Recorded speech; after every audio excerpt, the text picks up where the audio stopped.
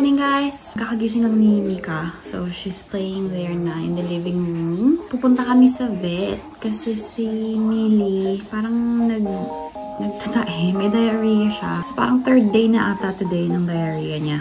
And hindi siya nagiging better kasi kahapon binigyan namin siya ng ano lang, yung parang plain lang na pagkain. So, instead of dog food and yung wet food niya, kasi minimix talaga namin normally yung dry food na dog food at saka yung wet food na dog food as well. So, normally yun yung pagkain nila. Pero kahapon, bumili si Jeremy ng roasted chicken. Kasi dati, naalala namin, nung nagsusuka tayo siya, nagpunta kami sa vet and then in-advisean kami na mag-plain food. So, in-recommend nila yon yung roasted chicken na nandun sa shop na yon. So, pinick up ni Jeremy yesterday, tapos binigyan lang namin siya ng rice. Kumakain siya, guys. Ma-active pa din naman siya. Tapos, kumakain siya, uminom siya ng tubig. Pero yun nga, nag-worry na ako. So, tumawag na ako sa vet. Tapos, sabi nila, we can take her daw around 150 today. Tapos, gusto ko din sanang pumunta sa shops today. Kasi, Black Friday sale tomorrow. Nag-i-start na sila mag-sale. Kasi pag Thursday nga dito, diba, yun lang yung late night shopping namin dito sa Australia. So, pag Thursday, hanggang mga 9 or 10 sila. So, I think kapag Black Friday, nag-i-start na rin yung shops ng Thursday dahil nga late night shopping naman siya. Makastart na rin ako makapamili ng mga gifts for the kids kasi maraming kids dito sa family. And every Christmas, syempre, binibigyan namin sila lahat. Yung kagabi, naligo ako ng buhok, diba? Tapos, hindi ko siya masyadong napatuyo kasi nga late na.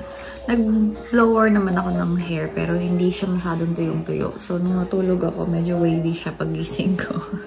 Yung maingay yun yung nandun sa water system ni Jeremy. Kasi meron siyang pinifilter na tubig para sa fish tank niya. Ang ingay. Parang may umiihi. Hey! May puno sa ulo si Mimi. Ayan, tignan niyo yung hair niyang haba na, no?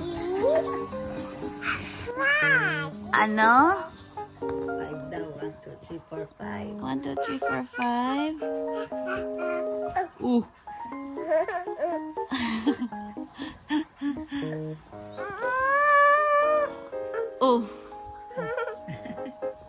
Arte. Ang arte. Ang arte. May sugat na naman yan na dapa kahapon sa park.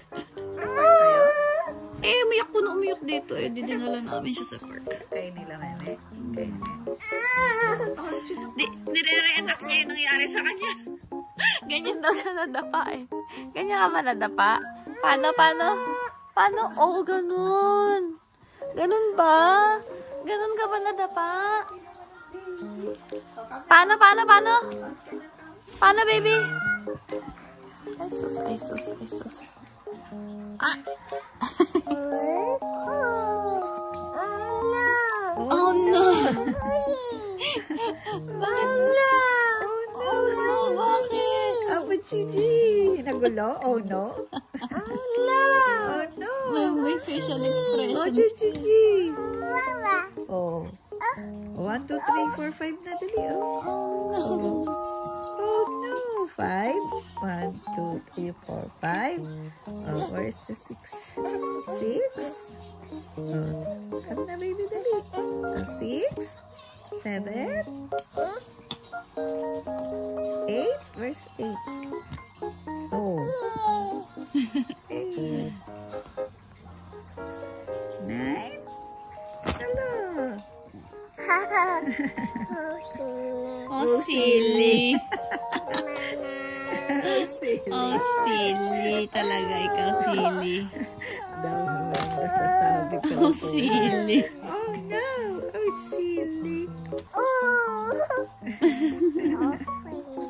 Oh, funny. Oh, 1, 2. Count. 1, 2. Ayan, 2.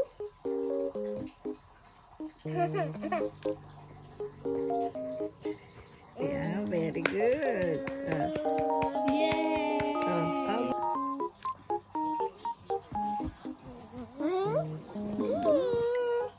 Thank you. There you go. Sabi niya, there you go. Thank you.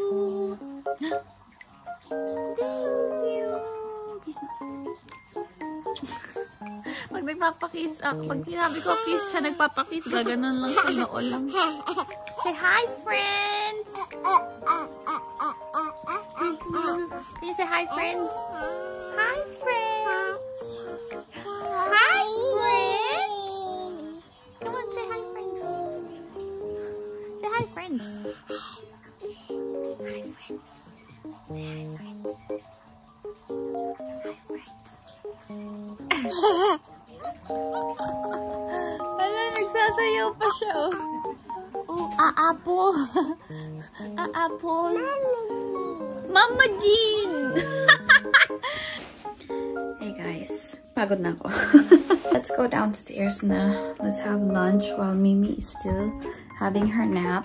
1:50 yung appointment din kasi nung vet. So, let's go on.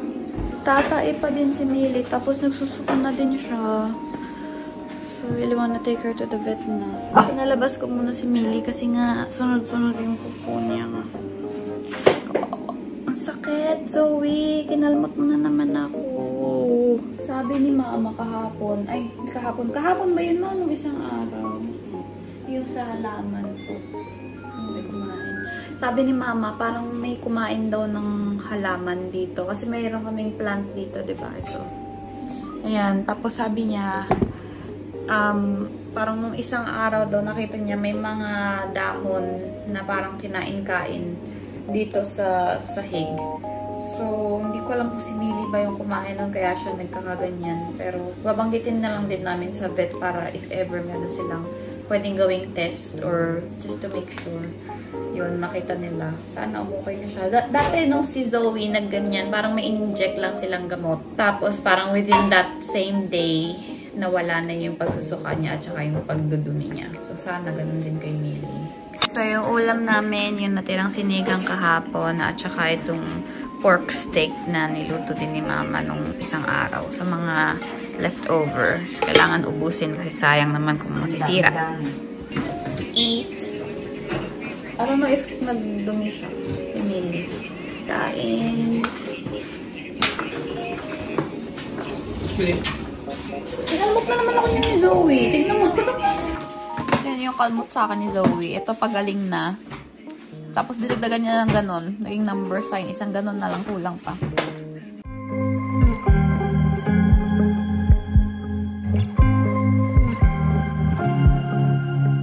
I was at the wrong place at the right time, 'cause suddenly there you were with those bright blue eyes. We were conversing into the night sky when you took my hand, said let's leave now. Don't wanna be shy, I will let my guard down. Don't wanna be shy,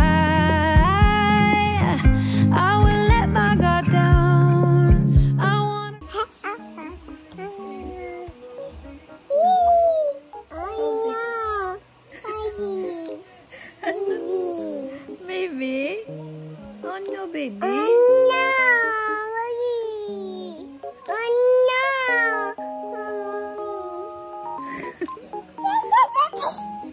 Ano sinasabi mo? Say hi, friends! Hi, friends! Okay, hold it, hold it.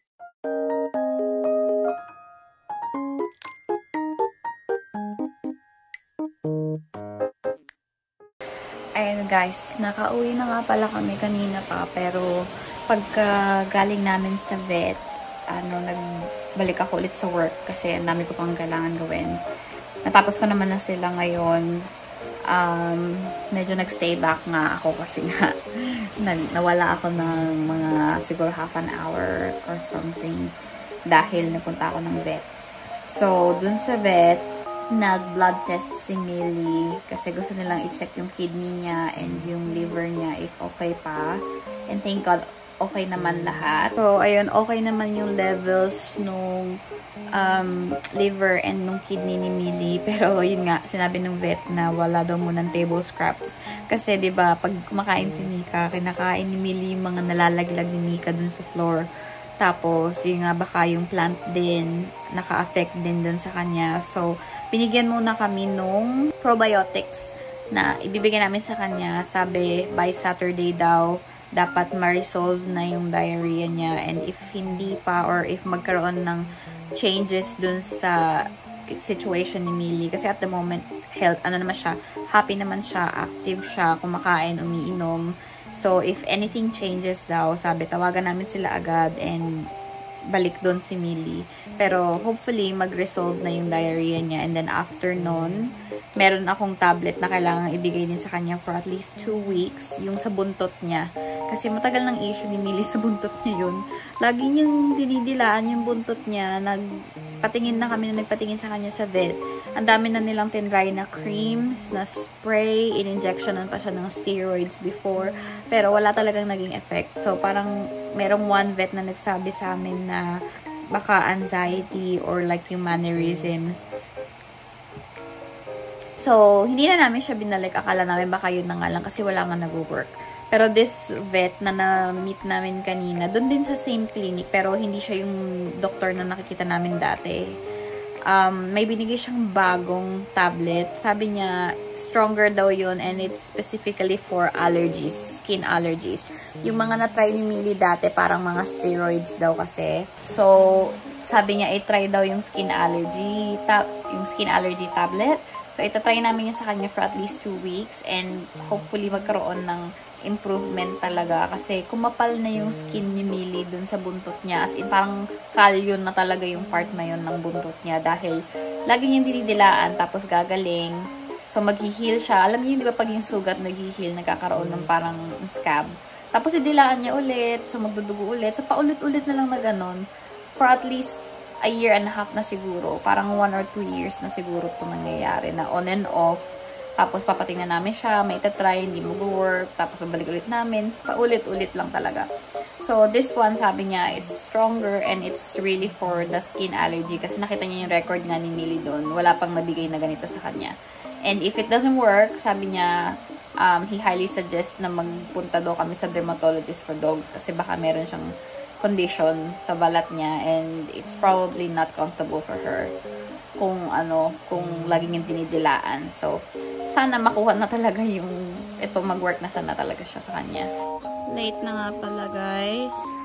Si Mimi. Si Mimi, nagising siya after like 30 minutes lang ng nap niya. Tapos sobrang moody. Ayaw niya magpababa kasi gusto niya ulit lumabas. Diba kahapon gusto niya rin lumabas. Nilabas ko siya sa, dinala namin siya sa park. Kaya lang, umulan ngayon. So, hindi ko siya pwedeng ilabas. Naawa ako. So, plini ko to kasi gustong-gusto niya yan, yung sing. Tapos ngayon, tumatawa-tawa siya. Tapos binigyan ko rin siya ng half ng banana kasi nagmumudi nga siya. Tapos parang oh, yay, baby! Parang nagkaka-nappy rush din siya. So, wala siyang nappy ngayon. Nakapanty lang siya. Yay! Diba? Gusto niya yung scene. Sa, lang yan, sa YouTube lang. Yung mga part lang na kumakanta sila.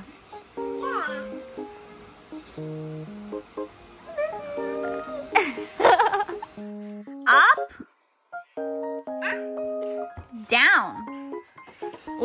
Oh. Careful po. Careful. No, you're gonna get hurt there, baby. Don't do that. Oh. Up. Down. Apple.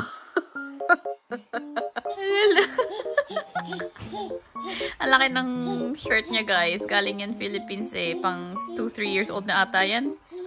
Kaya lang kasi may nappy rush siya. Kaya hindi... Ano yung Anong Kaya lang hindi ko siya nilagyan kasi ng nappy. Kaya nilagay ko yung mahabang damit niya. Up! Down! Look at this, baby! Tinapon niya lahat yon yung nandun sa lalagyan. Tapos sabi niya, oh no! Sabi niya, oh no! Oh no! Oh, hindi siya makalakad kasi masakit sa paa. wanna see yourself? You wanna see yourself? Look, baby, look. Who's that?